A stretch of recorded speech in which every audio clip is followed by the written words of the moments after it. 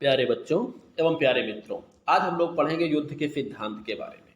चलिए थोड़ा सा इसके बारे में हम जान लेते हैं, युद्ध का सिद्धांत क्या है। चलिए देखिए, प्रत्येक क्षेत्र में कार्य करने के कुछ निश्चित नियम एवं सिद्धांत होते हैं, जिनका पालन करने से या अनुसरण करने से अनुकूल परिणाम प्राप्त किए जा सकते हैं। अर्थात नियम का पालन करेंगे तो उम्मीद कर सकते हैं कि हम जो चाहते हैं वो होगा, अर्थात अपने अनुकूल हमको परिणाम मिलेगा।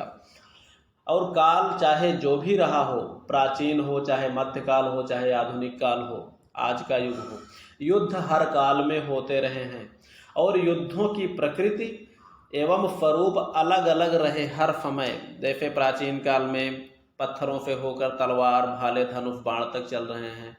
मध्यकाल में बाद में तोपें आ गई, बंदूकें आ गई, मस्केट आ गए, पिस्टल आ गए।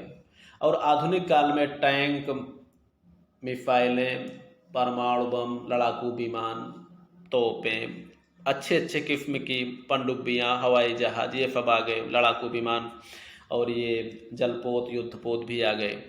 तो परिवर्तनों के बावजूद भी बहुत सारा परिवर्तन हुआ प्राचीन काल से लेके आज तक, लेकिन परिवर्तनों के बावजूद भी हर काल में युद्ध के कुछ ऐसे सिद्धांत जरूर रहे हैं जिनका पालन करने पर व्यक्ति अपने अनुकूल परिणाम प्राप्त करने का प्रयास करता रहा है कि नियमों का पालन करेंगे तो अनुकूल परिणाम प्राप्त होंगे, अपने मन मुताबिक कार्य हमारा होगा। अब आगे हम लोग देख लेते हैं कि युद्ध का जो सिद्धांत होता है या हम जिन नियमों का पालन करते हैं युद्ध के क्षेत्र में, वो कितना प्रतिशत हमें अनुकूल परिणाम देगा। देखिए, युद्ध के सिद्धांत के पालन का अर्थ बिल्कुल यह नहीं होता कि इनके द्वारा कमांडर को युद्ध में विजय प्राप्त होगी, परंतु इतना अवश्य है कि इनके पालन से युद्ध के परिणाम अपने पक्ष में होने की संभावना बढ़ जाती है। अर्थात युद्ध के सिद्धांतों का पालन करने से जरूरी नहीं है कि हमें विजय मिल ही जाएगी। हाँ, उम्मीद हम कर सकते हैं कि 90% तक विजय हमें मिल जाएगी, फिर भी 10% या 5% की गारंटी नहीं है कि हमें मिल जाएगी। क्योंकि युद्ध में क्या होता है, हम देखने में जरूर लग रहे हैं कि हमारी फौज बड़ी है, हमारे हथियार अच्छे हैं, हम भारी पड़ेंगे, लेकिन राष्ट्र की शक्ति में सैनिकों के अंदर एक तत्व होता है जिसे हम लोग कहते हैं अमूर्त तत्व, जो कि मनोबल होता है। राष्ट्र के प्रति बलिदान होने की भावना होती है। तो उनका मनोबल कितना अच्छा है, क्योंकि मनोबल को क्लाइज़विट्ज़ ने माना है कि तलवार की धार। इसलिए भले आप श्रेष्ठ हों सैनिक दृष्टि से, भले आप संपूर्ण युद्ध के नियमों का पालन करें, लेकिन गारंटी की प्रतिशतता सिर्फ 90% या 95% तक ही होती है। फिर भी 5% ये मानकर चला जाता है कि युद्ध का परिणाम कुछ भी हो सकता है, या अर्थात कमजोर सी दिखने वाली सेना भी भारी पड़ सकती है मजबूत दिखने वाली सेनाओं के ऊपर। ठीक है, तो ये इतिहास में बहुत सारे उदाहरण ऐसे भी हैं जिसमें दिखने में छोटी सी सेना, दिखने में कमजोर सी दिखने वाली सेना ने बड़ी बड़ी सेनाओं को पराजित किया है। इसलिए युद्ध के सिद्धांतों के पालन में 5% जो है या 10% गुंजाइश ये भी रहती है कि युद्ध का परिणाम हर चीज़ों का पालन करते हुए भी, हर नियमों का पालन करते हुए भी जरूरी नहीं है कि हमारे ही पक्ष में आए। ठीक है, अर्थात यूँ माना जाए कि हम कितने भी जो है ताकतवर हों, कितने भी नियम से लड़ें, लेकिन फिर भी 10-5% जो है ईश्वर के ऊपर निर्भर करता है।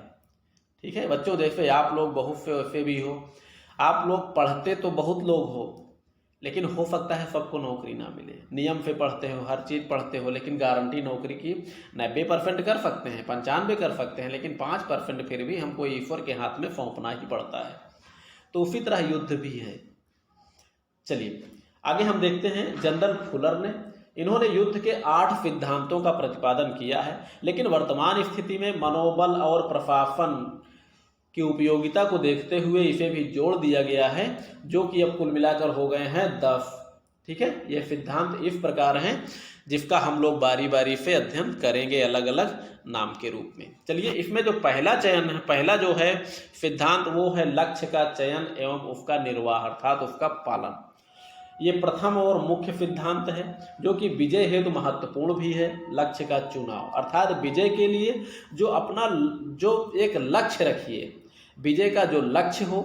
अब ये निश्चित कौन करेगा हमारा विजय का लक्ष्य? ये हमारा सेनापति निश्चित करेगा अपनी बुद्धि के अनुसार कि हम किन चीज़ों को प्राप्त कर लेते हैं तो विजय हमारी निश्चित होगी।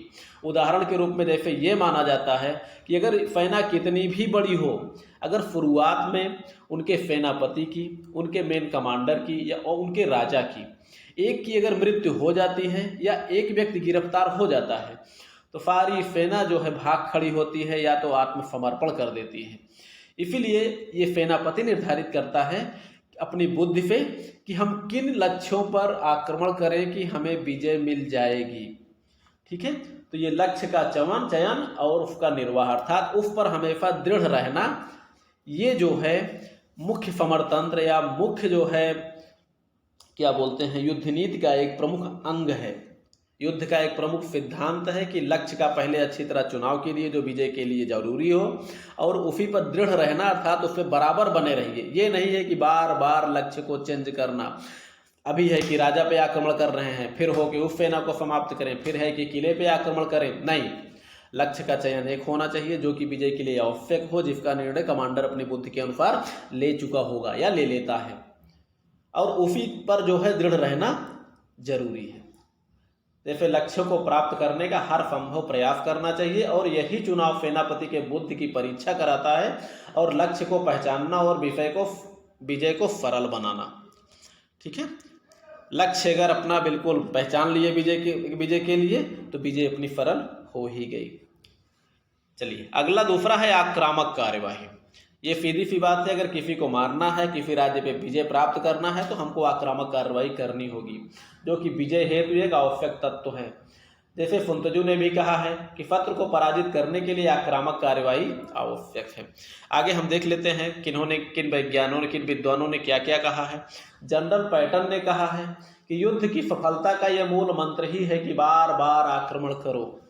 फ्रेडरिक महान ने क्या कहा है? इन्होंने कहा है कि अगर अपनी सैन्य शक्ति कम है तब भी आक्रामक कार्रवाई एवं आक्रमण की पहल, दो चीजें हैं इन्होंने। पहले आक्रामक कार्रवाई अपनाइए, यानी तेजी से आक्रमण कीजिए और पहले आक्रमण कीजिए। अगर आप ऐसा करते हैं तो युद्ध में विजय होने की संभावना हो सकती है, अर्थात युद्ध में आप विजयी हो सकते हैं भले आपकी सेना कम है। अगला है प्रत्येक समरतंत्र का प्रयोग आक्रामक कार्रवाई से ही होता है। फिर ये तो सत्य बात है, युद्ध के मैदान में हर आक्रामक कार्रवाई या हर प्रकार की युद्ध लड़ने की कला आक्रमण से ही शुरुआत ही होती है। ठीक है, इसमें कुछ उदाहरण दिए हुए हैं, आप देख सकते हैं। चलिए अगला जो सिद्धांत है वो है आश्चर्य विस्मय या चकमा। आश्चर्य का मतलब होता है किसी व्यक्ति को आश्चर्यचकित करना, अर्थात ऐसा कार्य किया जाए जिसकी संभावना ही ना हो, क्योंकि जो असंभावित कार्य करेंगे तभी जो है, चाहे राज्य हो, चाहे सेना हो, चाहे जो भी हो, सेनापति हो, तभी वो आश्चर्यचकित होगा। जिसे हम लोग कहते हैं चकमा देकर उन्होंने ऐसा कर दिया, उसे हम लोग विस्मित भी कर सकते हैं या उसे हम कह सकते हैं चकमा, अर्थात वही कार्य करना जिसकी शत्रु को संभावना ना हो, वही चीज होता है। तभी व्यक्ति आश्चर्यचकित भी होगा, तभी विस्मित भी होगा, तभी उसको लगेगा कि ये हमारे पास चकमे का प्रयोग किया गया है। चलिए इसमें देखा जाए तो युद्ध में विजय का एक महत्वपूर्ण तत्व ये भी है। फुलर ने कहा है कि आश्चर्य किसी भी सैनिक अभियान की आत्म विजय का रहस्य तथा सफलता की कुंजी है। ऐसी कार्यवाही करना, आश्चर्यचकित व्यक्ति कब होगा? ऐसी कार्यवाही करना जिसकी शत्रु को कोई संभावना ही ना हो और उन स्थानों पर आक्रमण किया जाए जिसकी शत्रु को कोई उम्मीद ही ना हो, अर्थात शत्रु जो ना सोच रहा हो वही कार्य अगर हो जाए तो शत्रु जो है आश्चर्यचकित हो जाएगा। जब आश्चर्यचकित हो जाएगा तो उसके अंदर कौन सा गुण आएगा? किंकर्तव्य विमूढ़ता की। किंकर्तव्य विमूढ़ता का मतलब होता है शत्रु को किंकर्तव्य विमूढ़ करना। इसका मतलब होता है क्या करें क्या ना करें, अर्थात आपने जिन सोची समझी चाल के तहत युद्ध का प्रारंभ किया है, अगर आपकी सोची समझे चाल पे उल्टा अगर शत्रु ने कर दिया तो आपको सोचने में समय लगेगा कि हे भगवान अब क्या करें, हमने तो ऐसा नहीं सोचा था लेकिन हमारे शत्रु ने ऐसा कर दिया। तो उसको बोलते हैं किंकर्तव्य विमूढ़ता की स्थिति। कि जो कि कुछ देर रहती है, अर्थात अगर अपना सेनापति विद्वान है तो शीघ्रता से अगला समरतंत्रों निर्धारित कर लेगा। अब यहाँ पर जो है सेनापति के शीघ्र निर्णय लेने की क्षमता का भी परीक्षण किया जाता है, और यही किंकर्तव्य मूर्ता ऐसी स्थिति होती है जो कि शत्रु का मानसिक संतुलन भी बिगाड़ देती है। ठीक है, अब ये चकमे या आश्चर्य या जो है विस्मय का प्रयोग 3 क्षेत्रों में किया जाता है। अस्त्राटेजिक क्षेत्र, अस्त्राटेजिक क्षेत्र का मतलब होता है, जैसे आप लोगों को हमने बताया है, अस्त्राटेजिक क्षेत्र होता है युद्ध की तैयारी का काल, अर्थात युद्ध के निर्णय से लेकर युद्ध के मैदान तक सेना के पहुंचने की सारी व्यवस्था अस्त्राटेजिक क्षेत्र में होता है। अगर आप रास्ते में जा रहे हैं, ठीक है, रास्ते में अगर जा रहे हैं, अचानक आक्रमण हुआ तो वहां पर भी आश्चर्यचकित होंगे, क्योंकि अभी आप युद्ध के मैदान में अभी नहीं पहुंचे हैं, अभी आप स्ट्रैटेजी का ही पालन कर रहे हैं। अर्थात वास्तविक युद्ध प्रारंभ होने से पहले, अर्थात वही चीज है, अगर आप सेना को अपने कैंपों में लगाए हुए हैं, युद्ध भूमि में तैयार नहीं किए हैं, पता लगा कैंपों पे आक्रमण हो गया, कैंपों पे गोलाबारी होने लगी, या छिट-पुट कहीं पे दौड़कर गुरिल्ला कार्रवाई होनी शुरू हो गई, ठीक है, तो ये सारी चीजें युद्ध के पहले भी हो सकती है, जिसे हम लोग स्ट्रैटेजिक क्षेत्र या स्ट्रैटेजिक चकमे का नाम कह सकते हैं। अगला है समरतांत्रिक क्षेत्र, अर्थात युद्ध के मैदान में आप जिन समरतंत्र को अपनाकर आप शत्रु से उम्मीद किए हैं कि शत्रु हमारे पास ऐसी कार्रवाई करेगा, इधर से करेगा, उधर से करेगा, तो वो चीजें अगर शत्रु जो है आपके सोची समझी चाल के उल्टा कार्य करता है तो वो होता है समरतांत्रिक क्षेत्र में आश्चर्यचकित करना। अर्थात युद्ध क्षेत्र में ऐसे समरतंत्र का प्रयोग जिससे शत्रु अपरिचित हो, ऐसा प्रयोग करिए जो शत्रु ना जानता हो। नई समरतंत्र अगर युद्ध में प्रयोग हुआ तो उससे भी शत्रु जो है आश्चर्यचकित होगा। अगला है तकनीकी क्षेत्र, युद्ध में प्रयोग हथियारों की श्रेष्ठता से टेक्नोलॉजी के विकास में ऐसे हथियार जिसका शत्रु के पास कोई विकल्प ना हो। जैसे अगर शत्रु लड़ने के लिए तलवार लेकर आया है, हम पहुंच गए तोप लेकर, तो शत्रु आश्चर्यचकित होगा। जैसे कहने का मतलब टेक्निकल दृष्टि से हमारे पास ऐसा हथियार हो जिसका शत्रु के पास कोई विकल्प ना हो, तो ऐसी स्थिति में जो है शत्रु हमारा आश्चर्यचकित होगा। या तो फिर शत्रु के पास ऐसे हथियार हो जिनका हमारे पास विकल्प ना हो तो हम आश्चर्यचकित होंगे। तो वो होता है तकनीकी क्षेत्र, टेक्नोलॉजी के क्षेत्र में, जो माना जाता है युद्ध यंत्र और युद्ध उपकरणों का क्षेत्र। अगर अच्छा उपकरण बना लिया तो समझ लीजिए कि वो जो है तकनीकी क्षेत्र का, तकनीकी क्षेत्र में हमको वो विस्मित कर दिया। जैसे द्वितीय विश्व युद्ध में परमाणु बम क्या था, एक प्रकार से तकनीकी क्षेत्र का ही विकास था, जो कि विकल्प अन्य राष्ट्र के पास नहीं था, युद्धरत राष्ट्र जापान के पास नहीं था। ठीक है, चलिए अगली है सुरक्षा। जैसे युद्ध में पराजय न मिलने का महत्वपूर्ण तत्व है, अर्थात अपने आप को सुरक्षित रखते हुए आप युद्ध कीजिए, पराजित नहीं होंगे या पराजित होने की संभावना नहीं है। हमने इससे भी कहा है ना कि आप पराजित नहीं होंगे, गारंटी सिर्फ कितने % है, 90% या 95%, फिर भी जो है 5% आपको ईश्वर के ऊपर छोड़ देना चाहिए। अगला है शक्ति कमजोर होने पर, अगर अपनी शक्ति कमजोर है तो सीधी सी बात है हम भीड़ कर नहीं अपने आप को सुरक्षित रहकर मुकाबला करें शत्रु का, या हमारी सैन्य संख्या कम है तब भी हमको अपने आप को सुरक्षात्मक युद्ध को अपनाना होगा। जो संख्या कम होती है तो ये जो गुरिल्ला और छापामार युद्ध कला अपनाई जाती है, इसमें भी सुरक्षा का प्रमुख स्थान दिया जाता है, जो कि पहाड़ियों, जंगलों आदि स्थानों में इनको खोजने का प्रयास किया जाता है। तो मार कर भाग कर वो लोग पहाड़ियों में छुप जाते हैं। अब देख सकते हैं सुरक्षा युद्ध से विजय तो नहीं मिल सकती, लेकिन पराजय को टाल सकती है। अर्थात सुरक्षित युद्ध अगर हम लड़ रहे हैं, सुरक्षा के सिद्धांतों का प्राथमिकता दे रहे हैं, तो विजयी भी नहीं होंगे लेकिन पराजित भी नहीं होंगे। चलिए अगला है संकेंद्रण या केंद्रीकरण। ठीक है, संकेंद्रण या केंद्रीकरण, इसमें क्या किया जाता है, शक्ति को एकत्र करके रखना, जहां भी हो छिट-पुट अपने सैनिकों को फैला कर नहीं, शक्ति को इकट्ठा करके रखिए ताकि जहां भी आक्रमण की जरूरत पड़े तुरंत इकट्ठे आक्रमण कीजिए, अर्थात केंद्रीय शक्ति से आक्रमण कीजिए। युद्ध में किसी निश्चित मोर्चे पर शत्रु की अपेक्षा अधिक सैन्य शक्ति को इकट्ठा करना, अर्थात शत्रु पर केंद्रित शक्ति से आक्रमण किया जाना चाहिए और शत्रु को किसी भी दफा में केंद्रित होने का अवसर न देना, अर्थात खुद केंद्रित रहिए और प्रयास कीजिए कि हमारा शत्रु विभाजित रहे, वो भी केंद्रित ना होने पाए। अर्थात अगर विभाजित दलों पर शत्रु के हम केंद्रित शक्ति से आक्रमण करेंगे तो विजय की संभावना हमारे पक्ष में होगी। अर्थात क्या कह सकते हैं हम, एक एक पर, अर्थात शत्रु अगर कई भागों में विभाजित है तो अपनी केंद्रीय शक्ति से एक एक को आक्रमण करते हुए हम अकेले अकेले सबको हरा सकते हैं। ठीक है, चलिए आगे हम लोग पढ़ते हैं। अगला जो सिद्धांत है वो है शक्ति की मितव्ययिता।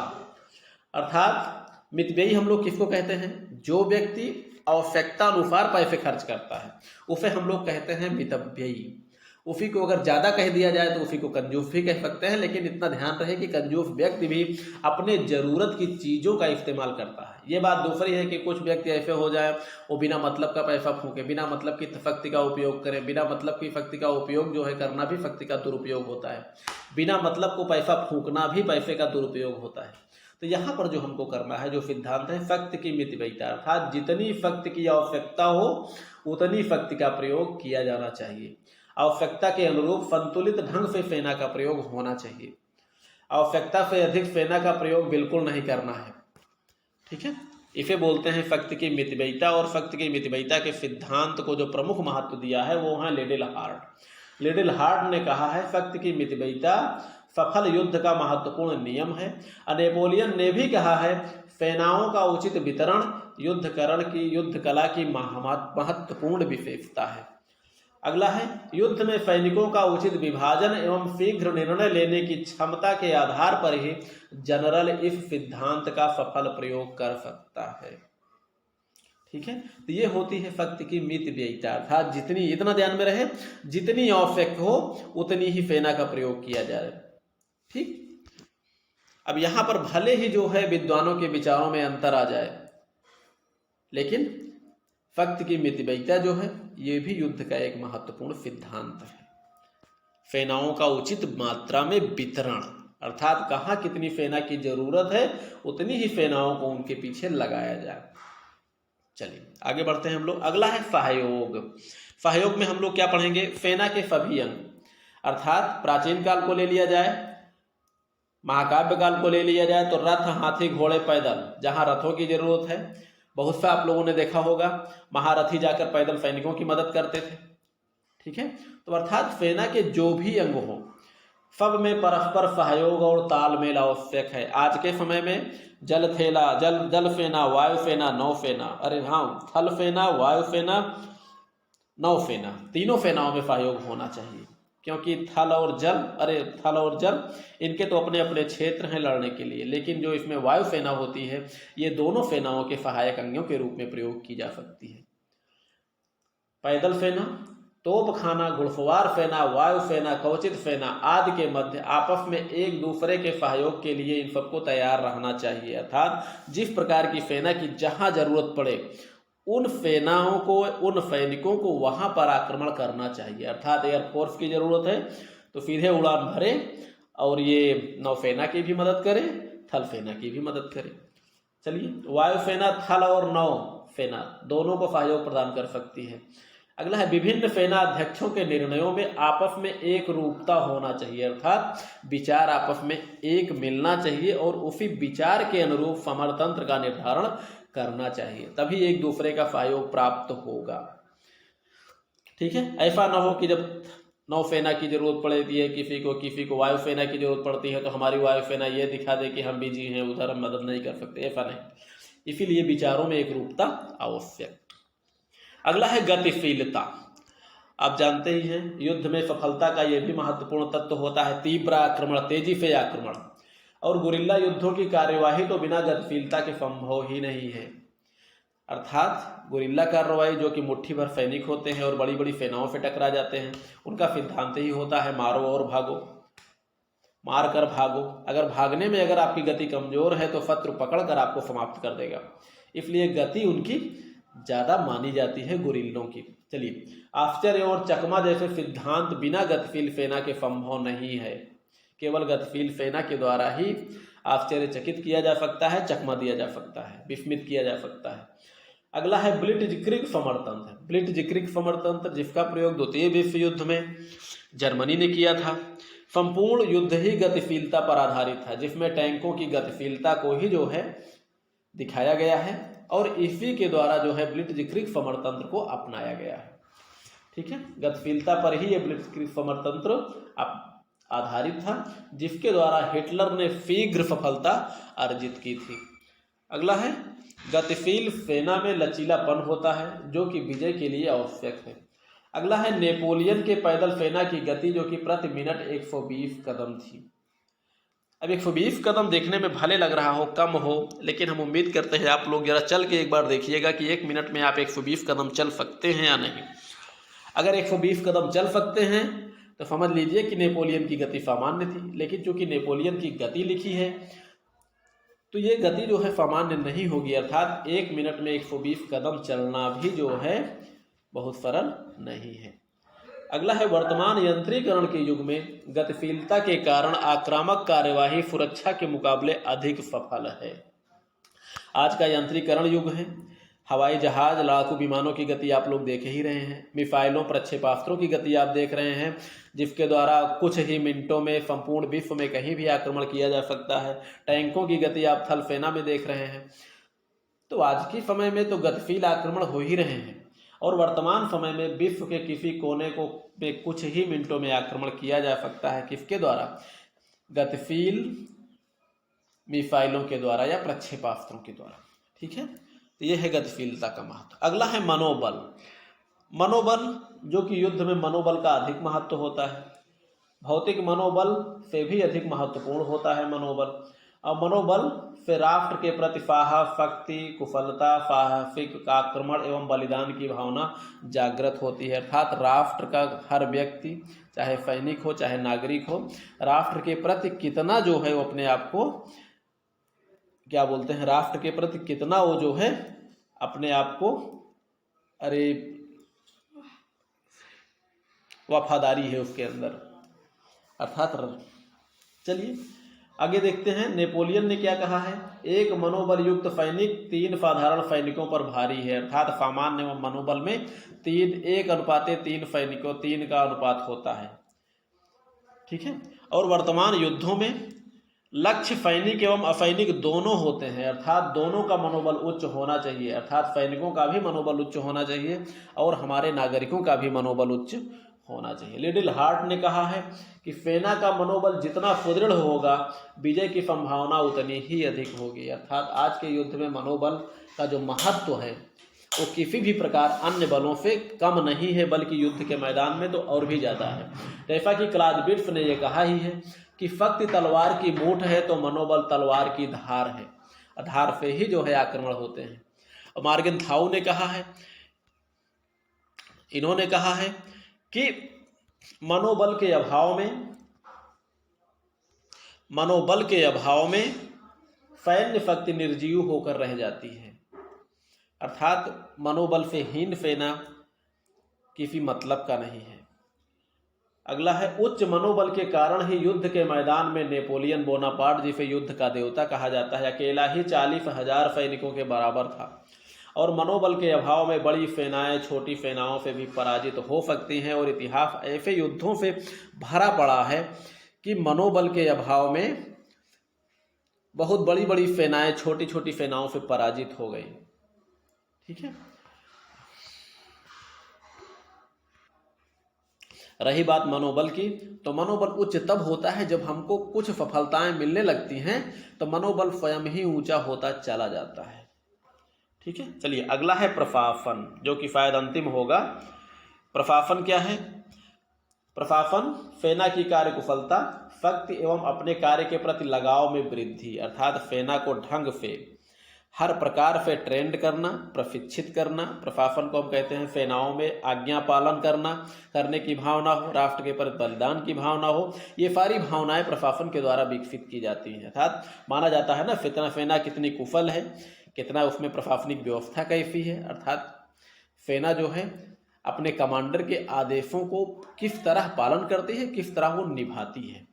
ठीक है, प्रशिक्षण एवं अभ्यास के द्वारा ही सेना में उच्च प्रशासनिक गुण विकसित किए जा सकते हैं। जैसा कि जनरल बेबेल ने कहा है कि जितना अधिक मैं युद्धों को देखता हूँ उतना ही मेरा विश्वास बढ़ता जाता है। अर्थात युद्ध में बहुत कुछ प्रशासन और यातायात से भी जुड़ा होता है। हम उम्मीद करते हैं बच्चों युद्ध का सिद्धांत ये आप लोगों के समझ में आया होगा।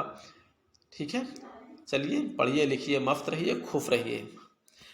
ठीक है बच्चों, पसंद आया हो या ना भी आया हो तो भी बच्चों लाइक तो कर ही दिया करो, फिलहाल हम कहते नहीं हैं फिर। ठीक है, चलिए जैसी आपकी इच्छा। चलिए पढ़िए लिखिए, खुश रहिए, मस्त रहिए।